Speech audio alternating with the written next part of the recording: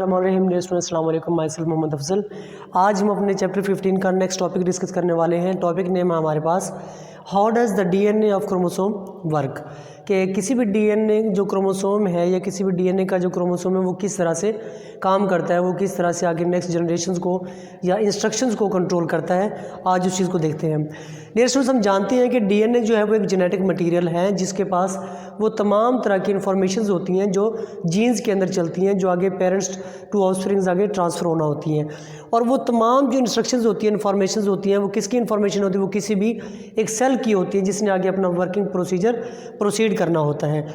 और ये तमाम तरह की जो सेल की इन्फॉर्मेशंस होती हैं वो एक्चुअली इन्फॉर्मेशन किस हवाले से होती है? वो इन्फॉर्मेशंस होती हैं एक्चुअली प्रोटीन सिंथेसिस के हवाले से। प्रोटीन एज़ यूजुअल हम डिस्कस कर चुके हैं पहले भी कि वो स्ट्रक्चरल भी हो सकती है, वो फंक्शनल भी हो सकती है।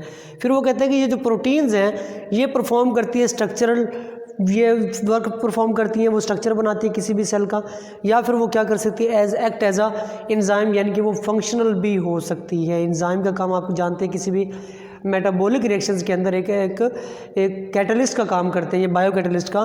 तो ये उनका रोल होता है कि वो जो प्रोटीन है हमारे पास वो या तो स्ट्रक्चरल है या फिर फंक्शनल है। उसके बाद जो डीएनए होता है वो क्या करता है? किसी भी ऑर्गेनिज्म के करैक्टरिस्टिक्स को बनाता है, उसके या वो करैक्टरिस्टिक्स किसी सेल का भी हो सकता है, वो करैक्टरिस्टिक किसी ऑर्गेनिज्म का भी हो सकता है। ये सारे का सारा कंट्रोल, ये सारे का सारा इख्तियार किसके पास होता है? किसी भी डीएनए के पास होता है। ठीक है, अब ये डीएनए क्या होता क्या है? ये डीएनए करता क्या है? ये डीएनए का काम क्या होता है? ये कंट्रोल करता है उस तमाम सीक्वेंस ऑफ अमीनो एसिड को जो सीक्वेंस क्या करते हैं? न्यूक्लियोटाइड के ज़रिए से कंट्रोल होता है। अब आप जानते हैं कि प्रोटीन जो है ये भी एक लॉन्ग लीनियर चेन होता है अमीनो एसिड का, यानी कि बहुत सारी अमीनो एसिड मिलकर क्या बनाती हैं? प्रोटीन बनाती हैं। और ये प्रोटीन मिलकर क्या बनाती हैं? आगे डीएनए का मॉलिक्यूल या न्यूक्लियोटाइड बनाएंगी। अब सेम ये डेफिनेटली उस सब को कंट्रोल कौन करता है? कंट्रोल डेफिनेटली डीएनए कंट्रोल करेगा इस चीज़ को। और फिर डीएनए न्यूक्लियोटाइड के सीक्वेंस को कंट्रोल करेगा ताकि अमीनो एसिड बना सके, और ये अमीनो एसिड मिलकर आगे प्रोटीन बनाती हैं। ठीक है, अब उसके बाद क्या हो करता है? अब ये प्रोसेस जो है जिसमें क्या कहते हैं कि डीएनए एमआरएनए के अंदर कन्वर्ट होता है, ये प्रोसेस कहलाता है the sequence is copied in the form of mRNA and this process is called transcription. इसको ट्रांसक्रिप्शन कहते हैं। एक ऐसा प्रोसेस जिसमें डीएनए ऑर्डर जारी करता है एमआरएनए को प्रोटीन बनाने का, जस्ट ऑर्डर जारी करता है, प्रोटीन बनी नहीं है अभी, ऑर्डर जारी करता है, this is called transcription. But अगर क्या हो जाए कि वो ऑर्डर के मुताबिक प्रोटीन तैयार कर दे, ठीक है, तो वो प्रोसेस कहलाता है ट्रांसलेशन। उसे हम क्या कहते हैं? ट्रांसलेशन कहते हैं।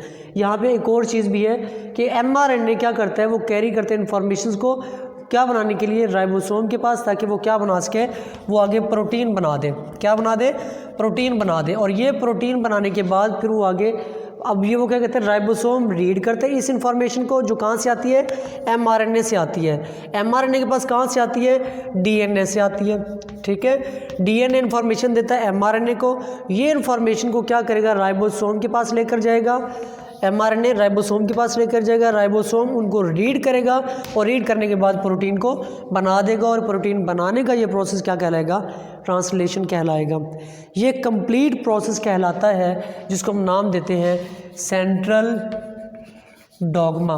क्या नाम देते हैं इसको? हम सेंट्रल डॉगमा का नाम देते हैं। यानी कि एक ऐसा प्रोसेस जिसमें डीएनए ऑर्डर जारी करे प्रोटीन बनाने के लिए, और प्रोटीन बनाने के लिए दोबारा डीएनए का एमआरएनए को मैसेज कि वो प्रोटीन बनाए, और एमआरएनए का राइबोसोम के बाद मैसेज लेकर जाना, और उसके बाद ट्रांसक्रिप्शन से मुकम्मल ट्रांसलेशन तक का जो प्रोसीजर है, this is called central dogma. Conversion of mRNA protein into functional protein is called translation. उसके बाद हमारे पास जब ये प्रोटीन्स बन जाती है तो ये प्रोटीन एक प्रॉपर एक मैसेज रिसीव करती है, इनके पास प्रॉपर एक इंस्ट्रक्शंस होती हैं जो किसी भी क्रोमोसोम्स के ऊपर वेरी होती है, उसके ऊपर मौजूद होती हैं। अब जीन्स क्या चीज़ है?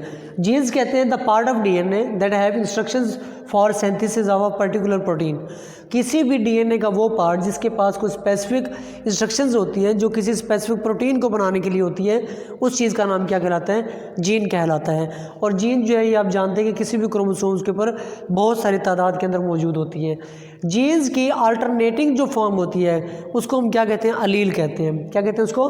अलील। और किसी भी क्रोमोसोम के ऊपर वो पॉइंट जहाँ पे जीन्स मौजूद होते हैं उसे लोकस कहा जाता है। क्या कहा जाता है? Locus. The position of gene on chromosome is called locus. ये इंपॉर्टेंट शॉर्ट क्वेश्चन भी है, एमसीक्यू भी है।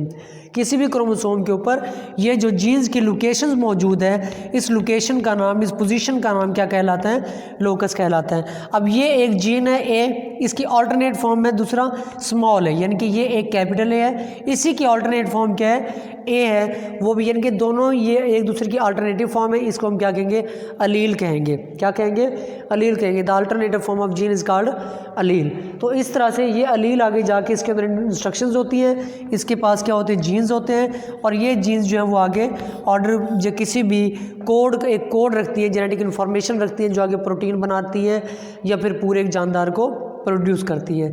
तो ये इस तरह से जो क्रोमोसोम्स होते हैं वो एक ऑर्गेनिज्म के अंदर जो पैदा होते हैं तो वहाँ पे वो जेनेटिक इन्फॉर्मेशन भी रखते हैं, और इस तरह प्रोटीन दर प्रोटीन बनाते हैं, और इस तरह से एक पूरा जानदार एक सेल, और सेल से पूरा एक इंडिविजुअल बन जाता है। ये प्रोसेस होता है क्रोमोसोम का। आई होप कि लेक्चर समझ आ गया होगा। इसको पढ़िए, हजम कीजिए। इस हवाले से कोई भी कन्फ्यूजन आप व्हाट्सएप कर सकते हैं, टेक्स्ट कर सकते हैं। जज़ाकल्लाह।